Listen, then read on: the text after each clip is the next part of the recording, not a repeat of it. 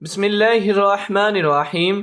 کسی کے دل میں اپنی محبت پیدا کرنے کا وظیفہ۔ وظیفہ کسی کے دل میں اپنی جائز محبت ڈالنے کے لیے ہے جس کو آپ سچے دل سے چاہتے ہو اور اس سے شادی کرنا چاہتے ہو۔ وظیفہ کرنے سے پہلے کچھ صدقہ خیرات کر دیں اور 2 رکعت نفل نماز حاجت پڑھ لیں۔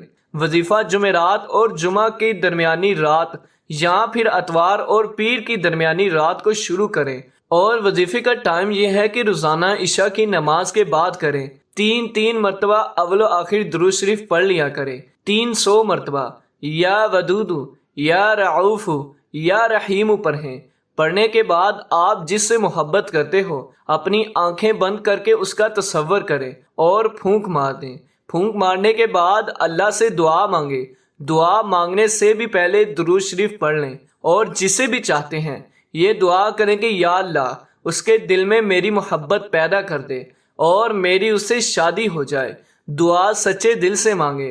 وظیفے کی مدت کم از کم 11 دن یا پھر 41 دن تک کریں۔ اگر آپ یقین کے ساتھ کریں تو اللہ تعالیٰ آپ کی مراد جلدی ہی پوری کر دے گا۔